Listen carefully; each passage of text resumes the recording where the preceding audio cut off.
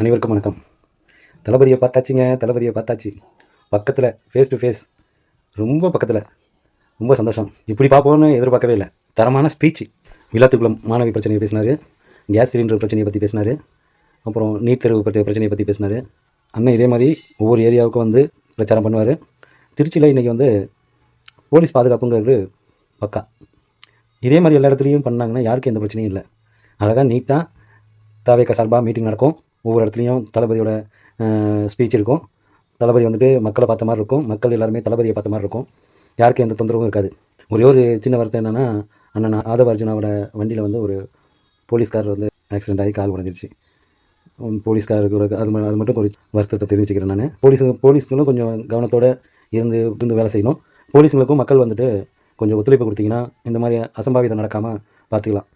அவங்களும் ஒரு மக்கள் தானே. தளபதி அவங்களுக்காக தானே உழைச்சிட்ருக்காரு. ஸோ இந்த மாதிரி பிரச்சனைகளை தவிர்க்கிறதுக்கு மக்கள் வந்து கொஞ்சம் ஒத்துழைப்பு கொடுத்தாங்கன்னா இது நடக்காமல் அடுத்தடுத்த மீட்டிங்கில் வந்து பார்த்துக்கலாம். மற்றபடி திருச்சி மீட்டிங் பிரமாதம். அருமையான ஸ்பீச்சு. தளபதியை நேரில் பார்த்துட்டோம், பக்கத்தில் பார்த்துட்டோம். பார்த்தது நான் தானா அப்படின்னு இன்ன வரையும் நான் வந்துட்டு அந்த ஒரு கனவு உலகத்தில் இருக்கிற மாதிரி ஒரு ஃபீலிங். இன்னொரு விஷயம் என்னென்னா, நான் கேப் தூக்கி போட்டேன். கேப் தளபதிக்காக வாங்கிட்டு போயிட்டு சரி வெயில் அதிகமாக இருக்கேன்னு கேப்பை தூக்கி போட்டேன். அது அது ரெட்டிப்பு சந்தோஷம். நான் அந்த வீடியோ போடுறேன், பாருங்கள். நன்றி.